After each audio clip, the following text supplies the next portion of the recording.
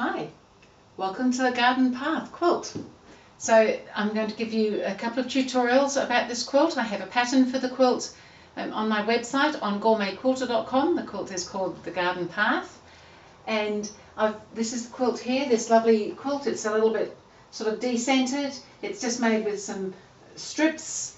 We've got a little stripe in here. We've got a lovely florally, gardeny type fabric here. We've got another one here with some little birds and trees and flowers and some little hedgehogs and snails, and really it's the range of fabrics is from Nutex in New Zealand, and it's called Enchanted Garden, and it is enchanting, and it's just lovely, all the little creatures and the flowers and the trees and things in there. And so I've called it the Garden Path because I felt that I was walking around a path here. So I'm going to show you how I've made the blocks, how I've put them all together, and then how I've done all the quilting and binding in a separate video. So there's two videos to see that support the pattern, so please join me to make the garden path.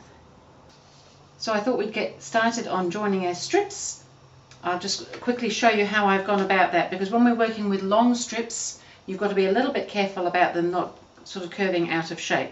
So there's some diagrams here about joining and about cutting. We'll go into the cutting shortly. We'll get them joined first. So I suggest you do all your joining first, and what I've done here is with my the darker colour, I've attached the little narrow striped fabric, and then I've pressed the seam in towards the stripe straight away, rather than joining a whole lot of them, because it's just easier to do the pressing this way. And then I've added the stripe onto the middle fabric, and exactly the same, press the seam towards the stripe, and then I'm going to join this one to the other garden fabric, so that we join the stripe to that, so that then when we press that, again, that presses into the stripe, and then we can join that section to that section. So in the end you'll end up with the full set of strips joined.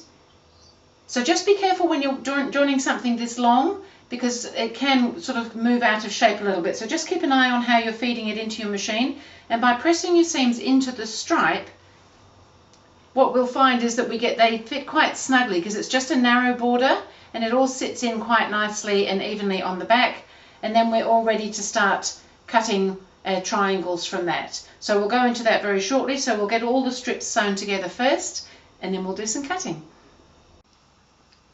So I've sewn all my strips together into groups like this, and now we need to do some cutting. So in our notes we've got some diagrams here. They look quite similar, but they're actually a mirror of each other, because we need to have some of these triangles that we're going to be cutting with the long dark and some with the long light. But because you only get 5 triangles out of a strip, we've got to make sure that we cut an even number, so that just keep an eye on that. Cut half one way and half the other. It does tell you that in the notes.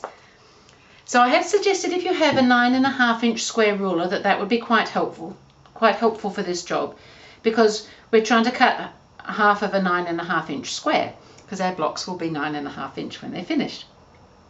So this ruler does measure 9.5 inches.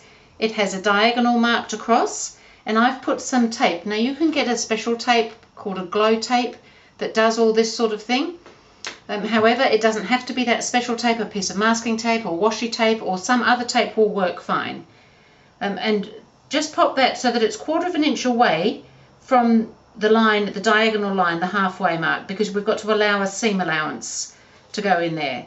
So that's what I've been doing to cut my triangles. However, if you don't have a 9.5 inch square, but you have perhaps a larger one, not a smaller one, that's fine. Again, with some tape, either the glow tape or some other sort of tape, that you can make a marking on your ruler. So I've marked my 9.5 inches coming along the sides here, and then I needed that halfway diagonal, but it's not exactly at the halfway.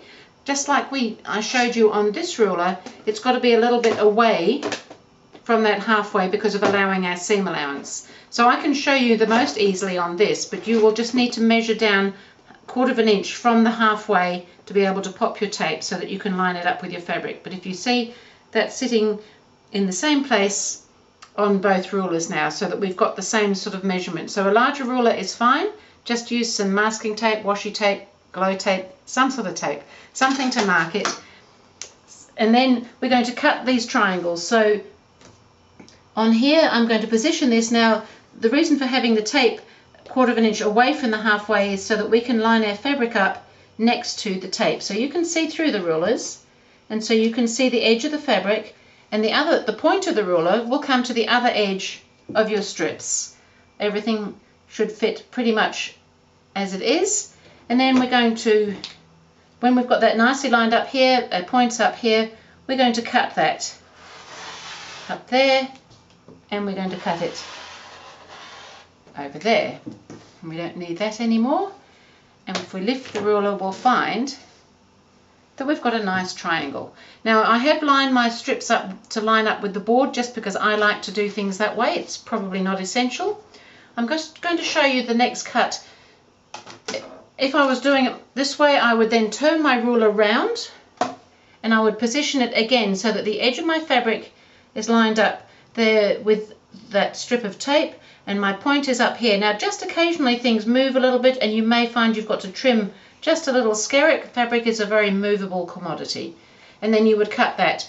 Now I'm not going to do that this time because I want to just show you with this ruler here, with the 9.5 inch ruler, exactly the same. I would have cut it like that, turn the ruler around, position it so that that tape mark sits along the edge of the fabric. And what we're going to see is, because this ruler is the exact size after we've sewn it together, is that we've got a little tail poking out and it's not quite meeting the edge there. But I don't think that that's a problem. Line everything up and you can cut, and you can just keep your cutter going just beyond that point and it cuts fine.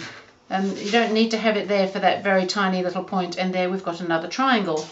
So you can see we've now got two triangles, one with a dark long and one with a light long. And then our next step, when we've cut all our triangles, will be to join those two together to give us a nice square block. So we'll go ahead and get all our cutting done and join our blocks up, and then we can talk about the next stage.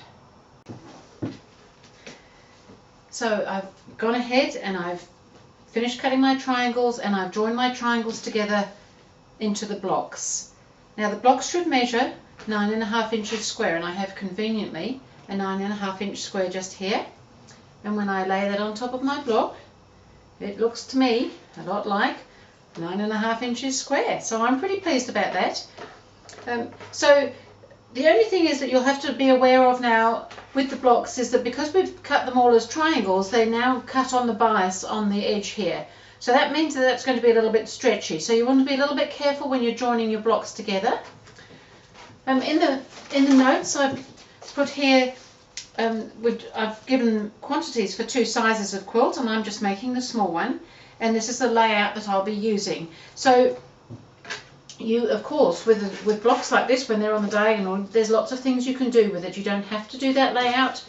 You could do a nice sort of zigzaggy type of layout, which would go kind of like that.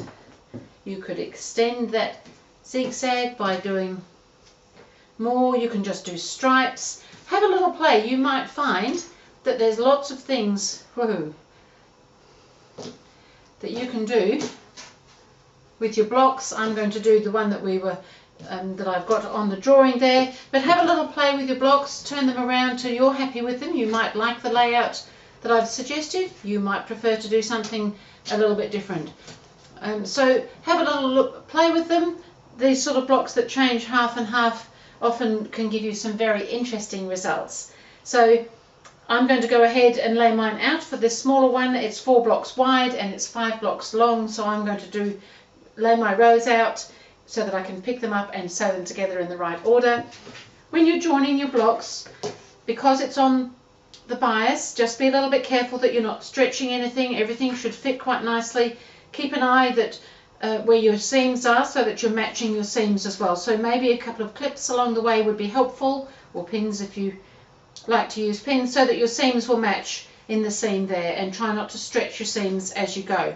Other than that, have some fun with your layout, and we'll come back when we've got it together ready for the next stage.